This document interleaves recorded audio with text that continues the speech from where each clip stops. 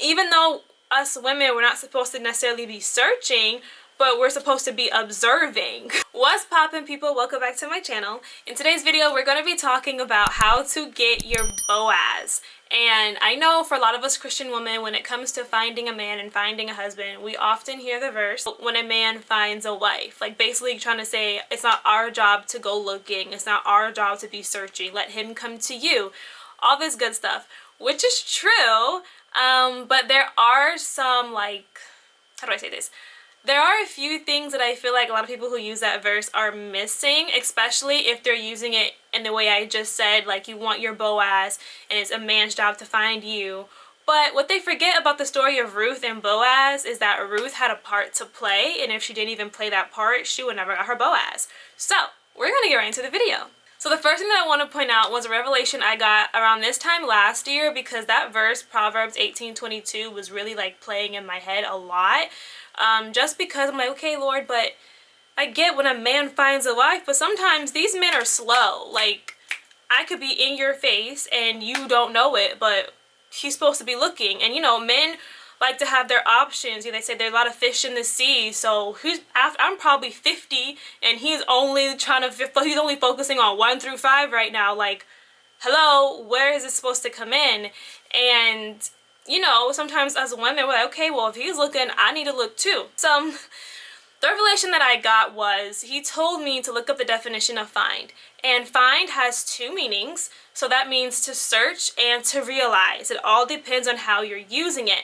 Now, I want to point out that the verse Proverbs 18:22, Proverbs is considered the book of wisdom. So follow me. So someone could say, go find your car keys. And then another phrase could say, I can't find my car keys. The first phrase, go find your car keys, is telling the person to actually go search, go look for them. Like you're looking and you're searching and you just can't find. That's the way the first phrase is using the word find. The second phrase is saying, I can't find my car keys, which is saying you looked, you searched, but you didn't see them. Like you didn't realize, like if they're in your face, you know, if you try to look for something, like, oh, I can't find it, and someone was like, it's right there in your face, you just didn't notice it, you didn't realize it, you know? So when you think of the word find, it has 2 meanings. And in the verse Proverbs 18:22, when it says, when a man finds a wife, he finds a good thing and favor from the Lord, I'm probably paraphrasing, but you know what I'm saying. It's basically saying that the man finds favor from the Lord because he is choosing to use wisdom. He is not just out freely looking without any wisdom behind it, not trying to, like, you know, decipher through and not contemplate and have a conversation with the Lord. Okay, there's this woman in my life and then there's this woman in my life. Like, which one is she? Which one am I supposed to be with? They both have these characteristics. Like, the man is supposed to use wisdom. So men, use wisdom. Your wife could be right in front of you, but because you want to listen to your friends and family members and you're not really consulting God on the situation, your wife is waiting, okay?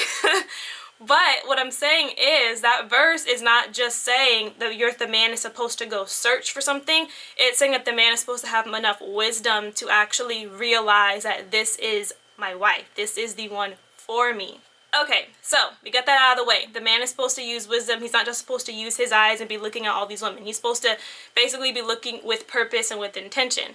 Now, for us women, when it comes to the actual searching part, I was starting to think, like, you know, was there any woman in the Bible, like, that we can relate to, or that was kind of in a similar situation to a lot of us Christians today? And I couldn't find someone that was like a similar situation in terms of looking, but there was one who stood out who actually had to do something in order to get her husband, and that is Ruth, like I mentioned earlier. If you don't know the story of Ruth, she actually has her own book in the Bible. There's only 2 women who have a book in the Bible, like their own, and that's Ruth and Esther. Esther is my favorite. But we're going to be talking about Ruth today. And if you want to go get, I'll give you, like, guys, a brief synopsis. Basically, Ruth's husband dies, and her brother-in-law dies, her father-in-law dies, and she ends up going back to the town of Bethlehem with her mother-in-law, or ex-mother-in-law, Naomi, because, you know, she's like, I'm not leaving your side. We both need someone. We both need help, basically, and I'm not going to leave you.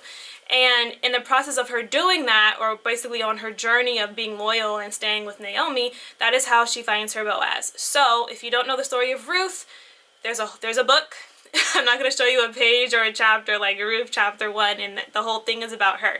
But for us women, there are some characteristics and some pointers that we do need to be taking from Ruth and when it comes to trying to find our Boaz. So for the very first point I'm going to say is that Ruth was loyal.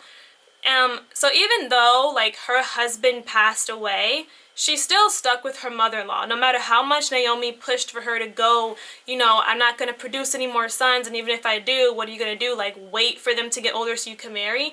No, go find you somebody, go start a family somewhere else. Like, what am I supposed? I can't help you. And Ruth decides to stay with Naomi anyway because Ruth was a part of her family for 10 years. So she was like, I'm not about to leave you. We both are in a situation. We both don't need to be left alone. Like, we can work this out together. And she sticks with Naomi. So characteristic number 1, be loyal. Another thing that I want to point out is Ruth was not looking for a man, okay? Like, she did not go to the field that day looking for a Boaz. She went looking for grain and looking for work, basically, because it was just her and Naomi. Neither one of them are married. So she was just looking for ways to survive and kind of live her life. She was not on the hunt for a man. So for all of us, that says we do not need to be looking for a man. Like the Bible says, when a man finds a wife, I do believe that it is the man's job to actually be looking. But again, I'm going to get to how we have a role to play. But for the most part, it is their job to actually be searching. And Ruth was not searching. She was not searching for a man. She was just trying to make a living. She was trying to live her best life with Naomi and just, you know, survive. That was her main focus. Right, the next point, Ruth was humble. So going further down in the chapter, well, not really, it's like chapter 2, I believe, but whatever. Ruth finds favor with Boaz. Now Boaz he is the master of the field. Like where she was gleaning and where she was picking up grains and stuff, he was the one over that. Like he's a rich man. He owns that property and everything. And he took notice of her and found favor with her and, you know, had her come sit at the table with him and then eat his food and had people helping her do her job. Like he found favor. She found favor in his eyes. She didn't do anything, but also once she did find favor in his eyes, she didn't go and start bragging to the other people in the field, oh, I have the master's favor. Oh, he likes me and not you. Did he do this for you? Like, she wasn't doing that. She still was doing what she was already doing, which was working. Yes, he provided help for her. Yes, he favored her, but she was still humble and she was still, you know, herself. She didn't change herself at all. Right, so another characteristic that we could take from Ruth was that she was not a selfish person. We're going back to, she literally, like her husband is dead. And back then for women, you need a husband, you need to produce children to basically be somebody back then and actually have something. A man needed to be present in order to like have a life. And she literally could have listened to Naomi and went about her separate ways to a different town to find somebody else, but she didn't. She wasn't thinking of herself. She was thinking of her mother-in-law. Like, what is my mother-in-law gonna do? How is she gonna survive? Both her sons are dead and her husband is dead. What is she gonna do? She was a selfless person and she put Naomi's needs above her own. So again, that characteristic we all need to have. We need to be selfless people. So the next thing that we need to take from Ruth is that Ruth was an honorable woman, meaning she did not find herself mixed up in drama. She was not problematic. She was not a gossiper. She didn't go just spilling out her business to anyone that would listen. Like, she was just classy in every sense of the word. And if you read the whole chapter, that's what the Bible says about Ruth. That is part of why she has her own book. Like the way she carried herself, the way she talked, the way she was, like she was just a lady. Think of your like Felicia Rashads and Julie Andrews, you know, she was a lady. She carried herself very well and very honorable. Now the next thing that I think probably second, okay, in this sense is probably second to the most important, but it's very important. Ruth had godly counsel, okay? So when it came to every step she took into getting Boaz, she only talked to one person and consulted one person, which was Naomi, who had her own relationship with the Lord. She did not go and talk to the other girls on the field or even other guys on the field talking about, what should I do? I think he likes me. Like, should I make a move? Should I talk to him? Should I not? Should I try to play hard to get? Like, she wasn't just talking to anyone. She used wisdom and she chose to talk to Naomi and seek Naomi's guidance when it came to Boaz.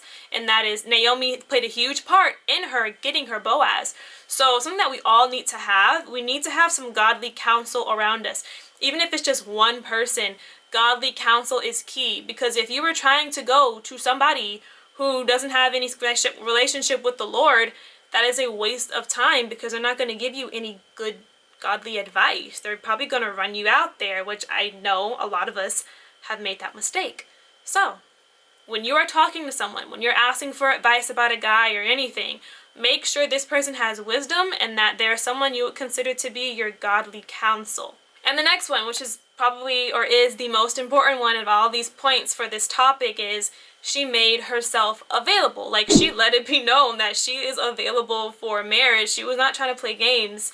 So if you look at the verse where it says that she uncovered his feet, now that is a Hebrew euphemism, and usually in other circumstances it is seen as a sexual expression.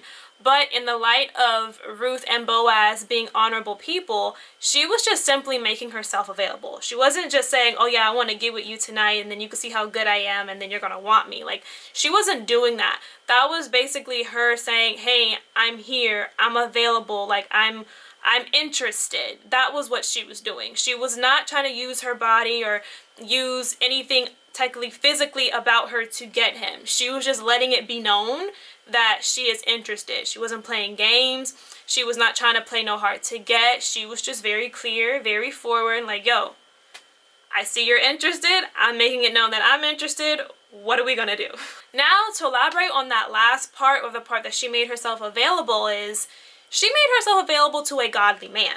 She made herself available to someone with good character, good morals, good values. She did not make herself available to a broke bozo and to someone who disrespects her, or someone who disrespects others, or someone with no morals or values or no faith at all. Like, she had wisdom and she knew that this is a good godly man. She didn't just go after someone who opened the door for her. Oh, that's a nice thing, thank you. Oh my God, he might be the one. Like, no. Like, and granted, Boaz had money, and I'm not saying that a man, that shouldn't be like something to look for, and he had a title and everything. I'm not saying for us that's not something to look at, but that's not something that should overshadow the fact of his morals and his values and his faith. Like, money is good, because as a man, you know, providing and protecting, money is kind of necessary. But do not get so caught up into what's your job title, what are your bank statements looking like, what's your credit score, to the point where you're overlooking who he is as a person. Because you can find somebody with a good job title, good bank statements, amazing credit score, have a whole 850, and they could be a crappy person. But because you're so caught up in what can he do for me, can he take care of me, will I be set for life? Like, if you're so caught up in that, you are going to get a crappy person if you're not paying attention.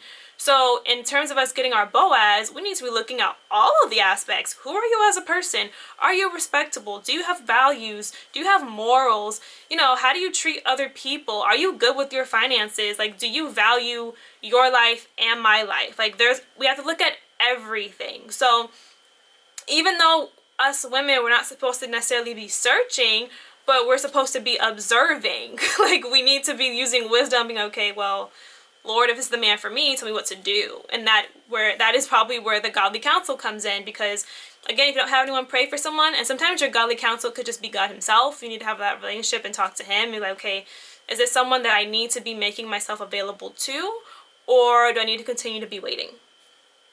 So saying all that to say, yes, a man is supposed to find a wife, but the woman plays a part, because I want you guys to take note. If Ruth had never uncovered his feet and listened to her godly counsel, which was Naomi, we probably would not have the story of Ruth, which also means we probably wouldn't have the story of Jesse and David, because Ruth ends up giving birth to Obed, who is the father of Jesse, who is the father of David, and we know how that lineage goes on. Like, that lineage goes all the way to Jesus.